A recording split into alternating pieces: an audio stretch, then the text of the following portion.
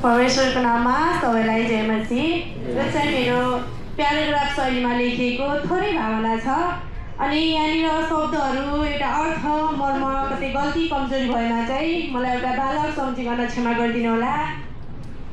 मेरो भावनाको शीर्षक छ के हामी ठिक छौँ प्रश्नवाचक चिन्ह। के हामी ठिक छौँ? हामी ठिक छौँ, हामी ठिक छौँ, ठिक छौँ। हामी सेवा सङ्गति गएकै छौँ, सेवा घरमा हाम्रो उपस्थिति छँदैछ त। आराधना चढाएकै छौँ, सादा र सरल जीवन लिएर प्रभुको घरमा आएका छौँ। हामी कहाँनिर चुक्दैछौँ र? हामी कहाँनिर चुक्दैछौँ र? ठिकठाक छौँ हामी हाम्रो विचारमा, ठिक छौँ हामी आफ्नो नजरमा, ठिकठाक छौँ हामी हाम्रो विचारमा, ठिक छौँ हामी आफ्नो नजरमा। तरै पनि आज हाम्रो प्रत्येक कदम कदममा अभिलाषाले बास गरेको छ। खै आज हामीलाई के भएको? त्यो मन्दिर अगाडि गएर फोटो खिच्ने कस्तो रहर जागेको। दराजमा राखेका थानका थान कपडा पनि आज क्षेत्र छुट्टिँदैछ त। खै फरक कसरी हुन पुग्यो? सेवा सङ्गति आउँदा लगाउने कपडा बजार हिँड्दा लगाउन किन छेक्यो? सेवा सङ्गति आउँदा लगाउने कपडा बजार हिँड्दा लगाउन किन छेक्यो? आज हामीमा कस्तो अभिलाषा जाग्दैछ, आज हामीमा कस्तो अभिलाषा जाग्दैछ। प्रभुको डर भएमा भएर हिँड्नुपर्ने हामी खै आज के भएको? मानवको डरले मण्डलीमा नपहिरेका कपडाहरू संसारको भिडमा त खुबै गर्वको साथमा लगाउँछौ रे त। मानवको डरले मण्डलीमा नपहिरेका कपडाहरू संसारको भिडमा त खुबै गर्वको साथमा लगाउँछौ रे त। बिर्सियौ र आदम हब्बालाई त्यो नङ्गता ढाक्न प्रभुले छालाको वस्त्र पहिराइदिनु भएको थियो। आज कति हाम्रा वस्त्रहरू त नेवराको पातको वस्त्रभन्दा पनि निकै कमजोर बन्दैछ त। लगाउँदा के हुन्छ? केही पनि हुँदैन। तर लगाउनुको कारण चाहिँ के थियो र के छ? आफैले आफैलाई एकपटक निहालिएर होइ। अनि आज सेवा आउनुभन्दा अगाडि कतिवटा टिकटक बनायौ?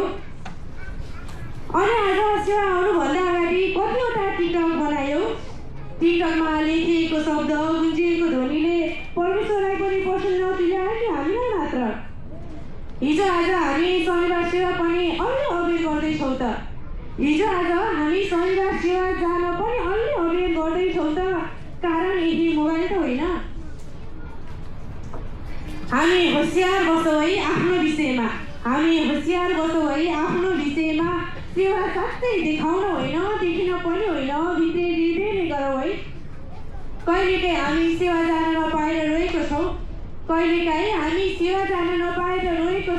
पश्चातापी हृदयले प्रभुको चरणमा आफ्नो चेहरा राखी आशीर्वाद भएको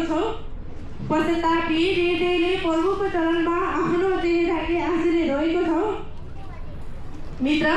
मित्र परमेश्वरले हामीलाई आफ्नो मनदेखि कष्ट दिनुहुन्न, शोकित पनि पार्नुहुन्न।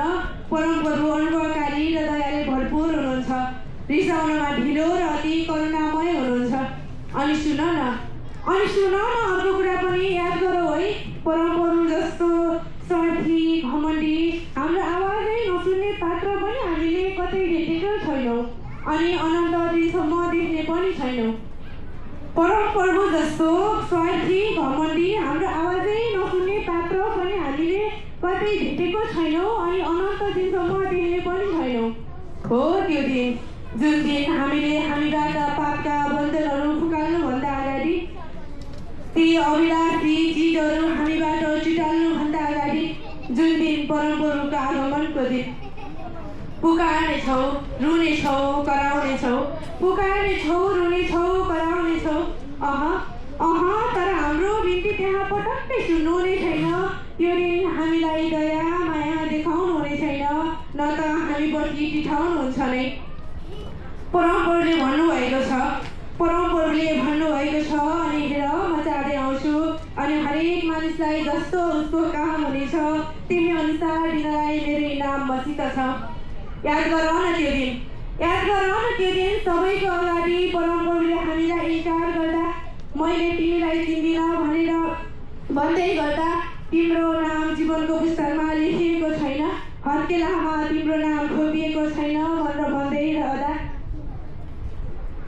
याद गर न त्यो दिन सबैको अगाडि परमप्रभुले हामीलाई इन्कार गर्दा मैले तिमीलाई चिन्दिनँ भनेर भन्दै गर्दा तिम्रो नाम जीवनको पुस्तकमा लेखिएको छैन, हत्केलामा तिम्रो नाम खोपिएको छैन भनेर भन्दै रहँदा ठिक परमप्रभुको अगाडि खडा हुने तिमी र म भयो भने, ठिक परमप्रभुको अगाडि खडा हुने तिमी र म भयो भने साँच्चै त्यो दिन त्यो समय कस्तो होला है।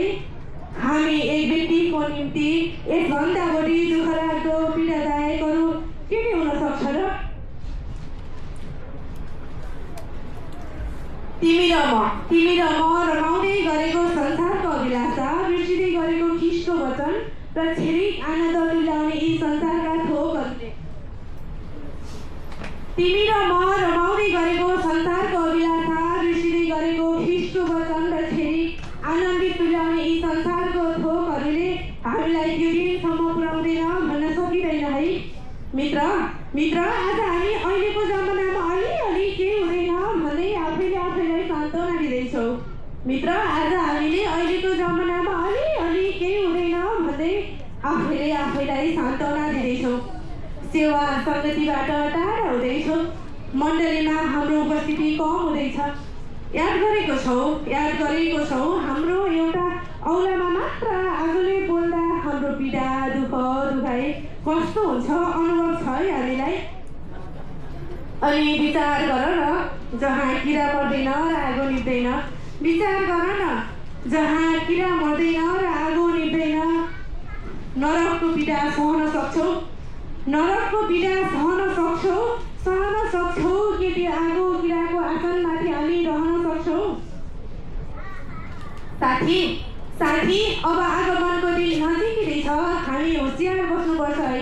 इसाक जस्तै आज्ञाकारी, युसुफ जस्तै धैर्यवान बन्दै हामी ख्रीष्टमा अगाडि बढ्नुपर्छ है।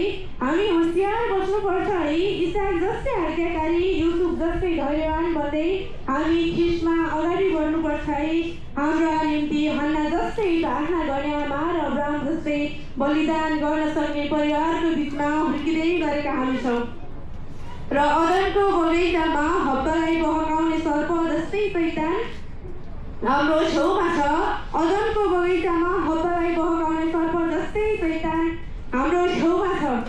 हामीलाई धर्मराउन सक्छ, लडाउन खोज्छ, हामी स्थिर बस्छौँ है।